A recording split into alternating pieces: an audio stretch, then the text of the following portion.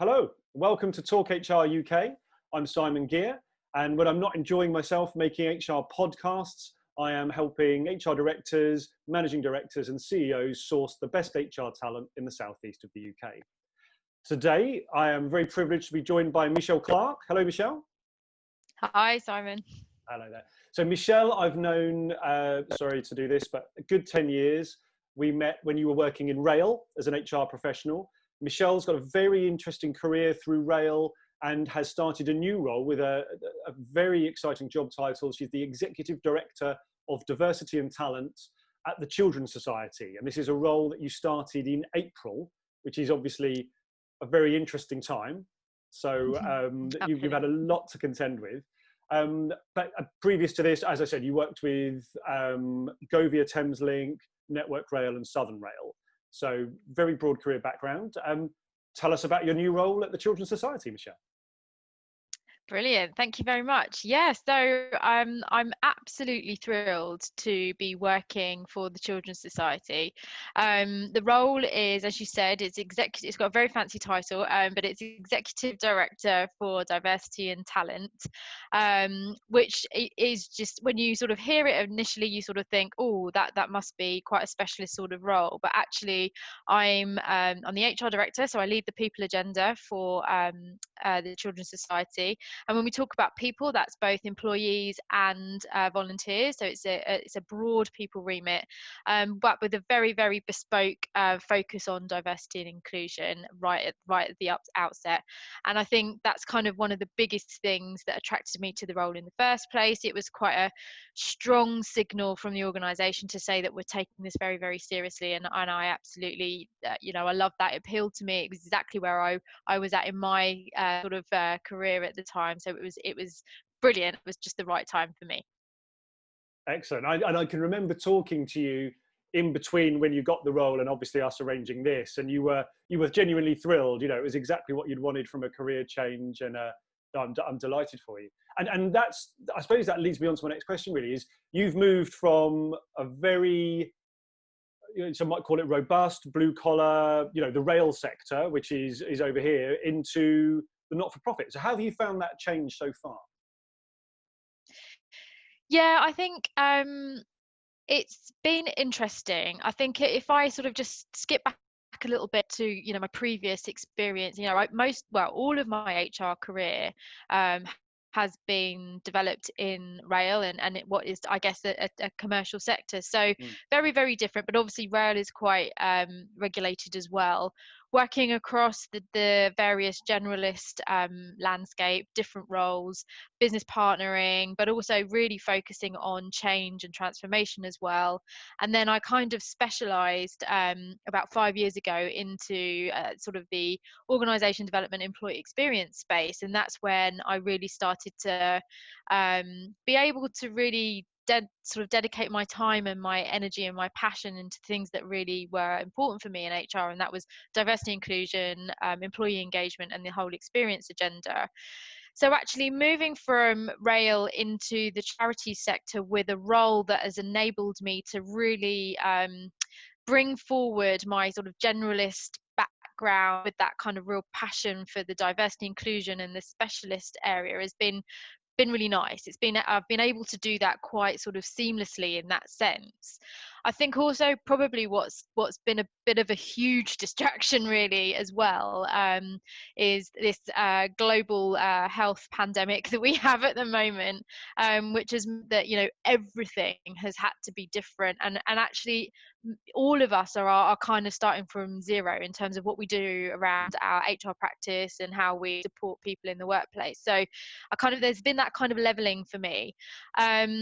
So that's kind of made it a little bit easier, that transition. But I think I was very, very determined to work somewhere that had meaning and that I wanted to be doing something that felt worthwhile and contributing to the HR practice in somewhere that kind of made all those people connections actually. And so to find a role that's enabled me to do that has been fantastic. And the Children's Society are so lovely, such a welcoming organisation, that they've made that transition for me quite easily actually. And like I said, I think having a kind of a probably a leveling baseline of everybody working in this new way of working, you know, not really knowing what it's going to be like, how long we're going to do it for, all this kind of stuff has kind of helped that transition. But yeah, it is as time is going on, I'm learning, and I'm realizing there's a lot to learn in the charity sector, and how things are organized and how things work. But it's brilliant, and I'm just keen to keep learning and growing. Excellent. So, I mean, something that's always interested me, I've done over the years a fair amount of work recruiting HR people in the not-for-profit sector.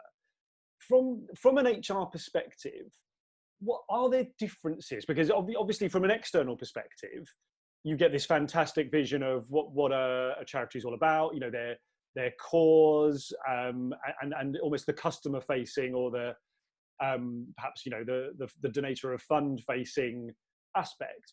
But clearly, your job is partly looking after that end of it. He's also looking internally at the people agenda from all factors. How are you finding that so far, and what are your observations?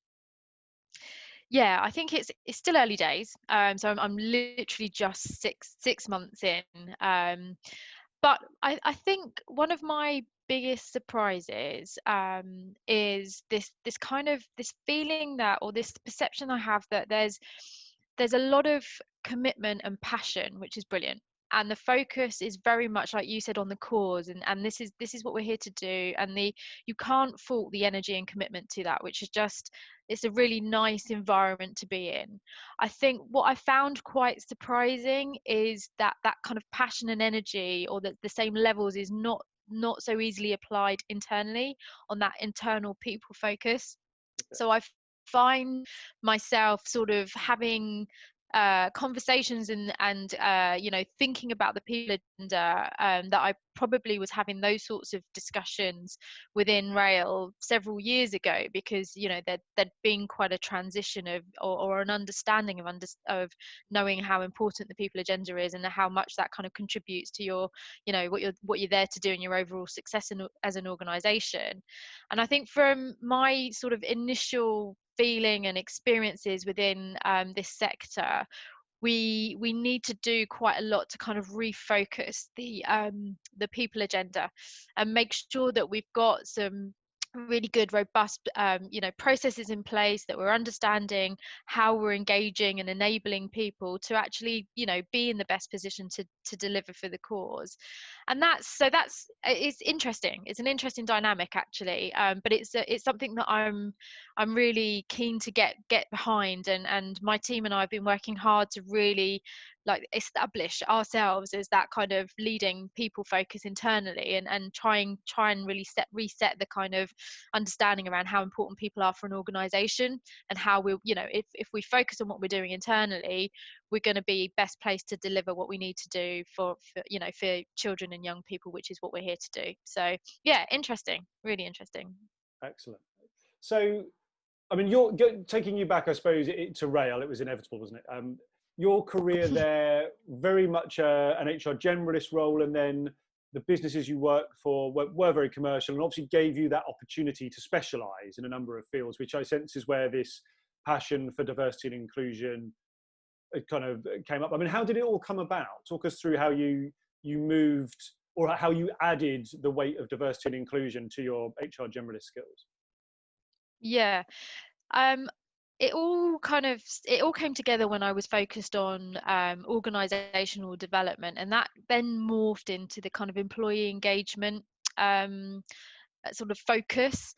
And what I really sort of thought, and what I was observing, was actually, if we start to think about what we do from an HR perspective in terms of employee experience, and how we really understand people as people, that everybody's different, that, you know, when you start to celebrate and recognize difference, think about what are the skills, what are the behaviors that are needed to support people, how do we make sure people have opportunities to grow and develop, you realize that you can't find this one thing that's going to make it all work for everybody. And actually what it's about is just learning and understanding your organization, and the people that work within it, and work out what's going to motivate and appeal to them. And actually it's different for different people. And so I say a lot, not one size fits all, and it's so true. And I think if when you start to have that kind of mentality about what you're doing with it, with your HR practice, then you start to recognize that when you recognize difference and celebrate difference and enable an organization to embrace difference, then you're going to get the best out of people, and people are going to feel valued. And when people feel valued, you are, you're working to ensure that everybody is included. And I guess that's where I started to really draw the links of diversity and inclusion to the employee experience agenda, and making sure that what we were doing was really focused on appealing to lots of people in different ways and connecting to that individual, rather than trying to get individuals to connect to the organization. So it was turning it on its head. And I think that's kind of where I started to see some real change, and some real improvements in employee engagement and how people felt about their experiences at work, how they were starting to feel encouraged to bring themselves to work and who they were, and feel proud about that. And once that started to happen, then you could see that there was a better kind of understanding around how important diversity and inclusion is actually in helping to ensure that everyone feels included and valued. And then you're starting to get into the area, the classic kind of, when people start to feel like that, you're going to deliver on what you're there to deliver. And so it comes right back to that point again. So I think when I started to see that happening in reality and practice, and really understanding that HR, I think, needs to move to thinking differently and not just transactional, and thinking about the experience side of things. That's when I kind of realized that diversity and inclusion is so important, and actually we just need to really, that it needs to be that lens first, which, when it comes back to why this role was just brilliant. It just absolutely worked at the right time, because it's exactly what I was looking for in that sense. Excellent. Okay. So are there any examples you could share maybe? I'm always curious of successes maybe that you had, perhaps in your last employer, of diversity and inclusion initiatives that you rolled out that landed well. Do you know what I mean? And helped prove you were right, effectively. Yeah. I mean, there were some basic things that I sort of did. I think the first was really trying to create awareness. And it was just sometimes through simple things of just bringing it to people's attention, because as you can imagine, when you're at work, we've all got our own things that we're focused on. We've all got our own specialisms. We've all got our own areas of focus, and so you can sort of lose track of everything because you're just focused on what you're doing. You're focused on what's in front of your face, in a sense. And so I sort of started to think, well, actually, how are the ways, that the subtle ways that I can remind people to think about difference? And so a really simple kind of start was just creating like a desktop calendar. So I don't know if you remember those like calendars that you used to get on your desk that you flip over, and you might have a picture or something on it. I know what you What mean. we did was what we did was reach out to our employee base and ask if there's anybody that wanted to be included in a company calendar that would showcase all of our people, all of our differences in beliefs, our perhaps people with disabilities, bring that to the fore, and start to provide a bit of an information and awareness, but celebrating us as an organization at the same time. So that was something that was really, really simple, and actually was very well embraced, and grew in momentum, and sort of year on year, more people coming forward and wanting to be part of that, because again, it was just a simple reminder. The other thing I found that worked really well was just giving people time and space, and bringing people together, and giving them the opportunity to listen and learn and understand. And So for 2 years running, I worked very closely with some sister rail companies actually to run like a conference where we brought different people from different parts of our organisations together and kind of gave them a bit of an immersive experience of listening to thought leaders, listening to industry experts, and having a chance to just think about what it meant from them. So hearing, key thinking in gender diversity and race, and ethnicity and accessibility, all of the things that were really important. And I think that again started to grow a better understanding. And when people started to feel a bit more comfortable being able to talk about these things, then you could see those conversations coming back into the workplace. I think also what helped was to create some trust and sort of belief in what we were doing from an employee engagement perspective. And a lot of that was just building confidence around if you bring your voice and if you tell us what you're thinking and feeling through a traditional survey, then we can better respond to the things that matter to you. And in doing that, that kind of makes you feel that one, you've been listened to, but also you're valued. It comes back to that value point again.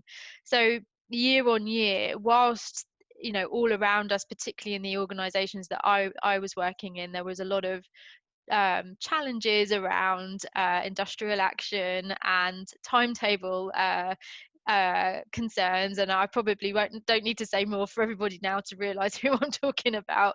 There was a lot of really difficult challenges going on around us and people going through quite a difficult time, but what I did was just focused on people and just said, let's hear what you have to say. Let's provide you with some opportunity to kind of stop, reflect, think, learn, understand.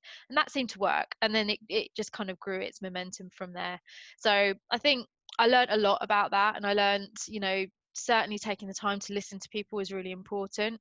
And that's exactly what I'm bringing to the Children's Society in terms of, making sure we listen and we understand what are your experiences and actually how can we best support your experiences to make them better or change them in some way. Okay, thank you. Really good examples. Thank you. And yeah, leads naturally onto my next question. Really, is in the new world then at the Children's Society, without giving too much away, obviously. But how are you approaching diversity and inclusion there? What do you think needs to happen?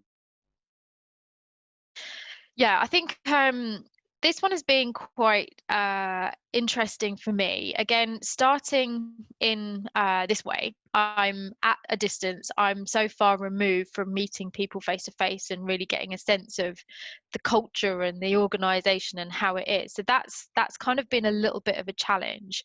The other thing that kind of has pushed the agenda quite sort of high up the priority list, which is, of course important, was obviously the Black Lives Matter movement, really sort of shining a spotlight and forcing us to kind of react quite quickly. So this all was kind of crunching quite early on, and my sort of approach, and still is my approach really, is to just still take time to listen and understand. So the first things I've been doing is around providing people with an opportunity to have their voice. So that's either through like a little what we call soundbite surveys. So let's do some little kind of pulse type surveys to understand what your experiences are. Use that and then hold sort of bigger focus groups to kind of really explore what does it mean to you? What are your experiences? What are the things we need to pay attention to? So it's very much about listening and having those the opportunity to have your voice. Right. The other thing that I'm really keen that we do is also hear from what someone perhaps from the external world might say about us through diversity inclusion lens. And so we're working in partnership with another organisation who's going to come and look at what we do, again, to give us some insight. So using all that insight to really understand where we are currently, to then think about where we need to get to. The other kind of area that I'm really keen to stress with the organisation is this kind of need feel like we've got to respond so quickly all the time. And yes, we do need to show action, and we do need to see, you know, people need to see that we're taking it seriously, but we also need to do things that are right, and we also need to make sure that people understand what those things are. So the plan and the commitment that we've given this year is our commitment to being an anti-racist organisation, and through that, some 3 priorities that we're going to focus on over the next 2 to 3 months to really track our progress against those areas. And that's through effective leadership and making sure that we are role modeling what we say, we're listening and learning to. We are providing some clarity around the basics around our policies and procedures, and making sure people feel safe to, you know, raise any issues or concerns, and that they're going to be listened to and responded accordingly. And the other thing, which is what we're kind of doing now, is keeping that conversation going and making sure that we find those opportunities to keep those the conversation going, because that's really important. That's important for people to be able to express how they're feeling and what their experiences are, but we take that on board. So it's kind of, you know, focused attention on certain areas to build that kind of progression as we go. But the other thing as well is that I'm encouraging that we look at the whole system. So we're not just looking at the upfront things like attraction and recruitment, which, you know, is what organizations tend to do, which, you know, is absolutely right, and I think it, you know, you've got to start somewhere, and that's the right thing to do, not forgetting that actually when you brought someone into the organisation, what's the rest of their journey like? And if they don't feel included after that point, then you're going to lose them. So you're never going to change the diversity of your organisation if you're not looking at the whole. So that's about understanding our working practices, who we are, how we behave, all of that cultural stuff that we need to really think about as well. So I mean, that, you know, that's not something that's going to change overnight. That's a long piece of work to do, but it's about trying to help the organisation take little but steady steps towards a different future. And that's what we've been doing at the Children's Society. Excellent. It sounds like you're achieving a lot in quite a short time. And again, we should remind people here, you only joined in April. You've probably not been to the office much, if at all, I'm guessing. I haven't been at all. Wow. Yeah. That's crazy. So you're, as you say, you're having to effectively do almost, not necessarily a huge cultural shift, because I don't know where they were before you arrived, but clearly communicate some really strong, important messages from home, which, yeah, is a great achievement. Yeah. So that sounds great. Yeah. Thanks. So moving but we will say that what I've learned also, sorry, I was going to say, learned also is that actually working like this is a good leveler again for people, because actually we're all coming at it from the same place, aren't we? We're all having to dial in, or I say dial in, that shows my age, but, you know, we're all having to join technology and, you know, work out how we navigate through some of the glitches we might experience, but we're all at that same level of kind of coming from the same point. And I think actually this has proved quite an inclusive way of doing things. So for instance, our organisational updates are all done, you know, via this sort of platform now, and we have far more attendance than we ever did when it was a face-to-face, because, you know, we're a national charity, and actually what this has done is made it so inclusive for everybody to join without the challenges of location or time, you know, all of those things. So I think this is it's challenging, but it's also interesting. We need to pay attention to those things as well, around some of the kind of, it takes some of those barriers away, and that's important for diversity and inclusion as well. No, definitely. No, it's good to hear that attendance is rising. That's fantastic. So, as an industry, then, as HR people, how can HR influence and improve diversity and inclusion initiatives in their own organisations? Because that's what I see all over LinkedIn day in, day out. You know, everyone agrees with it, and as you say, there's a lot that happens at the onboarding stage. But moving forward through the employee life cycle, you know, how can HR raise its game here, do you think? Yeah, I think this is such an important point, actually. This is about, I think, HR thinking about the human in HR, and actually when you're working in an organization and with an organization, you've got a goal, you've got an aim, you've got a strategy, you're trying to deliver, what it is that you're there to deliver. And actually, who's trying to do that? Are all the people of your organization.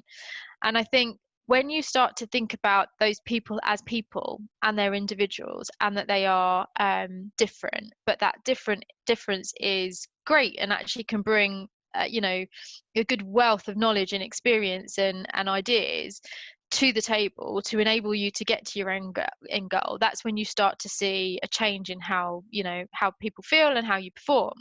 So I think HR needs to really start thinking about that and bringing the human back into HR. I think it needs to move away from that transactional thinking, and I know there's been, over the last 10 years especially, lots of focus around the partnership approach, and I think the partnership approach is really good, and it's the right thing to do, but it's remembering all of the fundamental aspects of human resources also need to think about the experience from an employee perspective, and what they're doing has an impact on someone's experience. And when you start to put that flip on it, then you start to see things in a different way, and you start to do things in a different way, and you'll get the best out of people.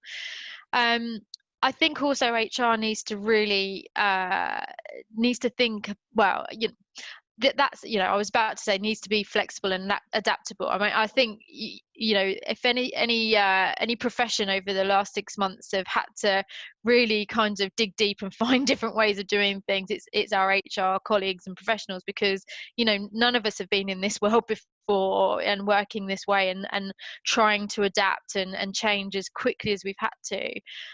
But that's good, and we've done it, and I think it's about holding on to that we can do it, and it's learning and not forgetting that actually we do need to be thinking differently all the time. We can't just stand still. And I think sometimes, and it's easy, isn't it? You get into routine of things, but it's easy to stand still, and HR needs to definitely be adaptive and flexible and responsive to the needs of an organization. So yeah, I think very much thinking experience and thinking human first, and then being adaptive and responsive. Great, thank you. So your organisation then, let's focus on the Children's Society. So the remainder of this year and on into 2021, what do you see as your key HR challenges moving forward, apart from getting into the office? And I don't think we will be going into the office, to be fair.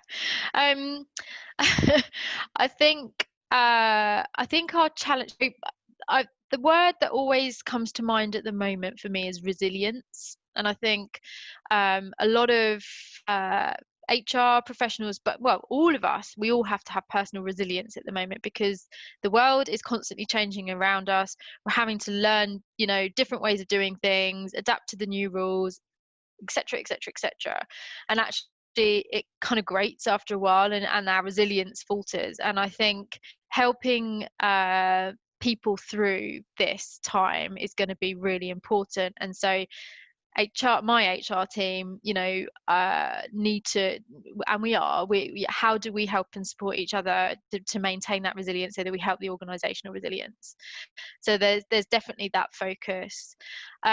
We need to think and reimagine how work will be in the future. I think we can't expect or assume or just think that it's going to go back to how it was, because it's not. So we've got a challenge of reimagining the world of work and everything that kind of supports that, through, like I said, working practices, pay, terms, conditions, all of those kinds of things that kind of go into, the basics of the employment relationship. We need to think about that too. We need to start working out, what does that mean, in the next year and years to come. I think we've also got to really focus on well-being. I'm very aware, and like I mentioned earlier, we've taken an approach where we ask our employees and our volunteers what are their experiences like, what's important to them at the moment, and well-being is quite an important focus for us. And what we learned sort of in the early days of the pandemic and working like this was that increased screen time was actually having quite an impact on people's well-being. So we've worked hard to try and remind people to take time away from the screen. So we developed our TCS COVID code, which was a little reminder around taking time away from the screen. We introduced switch off days where we gave people 2 days off over the summer, literally just switch off and just, you know, take time out. And I think it's things like that we're going to have to also be thinking about over the next 6 months, definitely. And also just how we help people working, you know, like this through those next 6 months, because I think to begin with we were all kind of thinking it's going to be a temporary thing, but you know, it's more longer term. You know, we're having to adapt our homes to home working and you know, all of the equipment that goes to support that, and it's just reminding people that you've got to look after yourself, actually. So we've got a big role to play in well-being, but as ever, you know, diversity and inclusion, and it's how we start to really embed that into everything we do, and bringing our people strategy together to enable us to really set ourselves up well for the future. So we've got a lot to do definitely for the rest of this year, but well into next year. So yeah, a lot to do, but I'm really excited. I've got a great team that are also ready and willing to do this as well.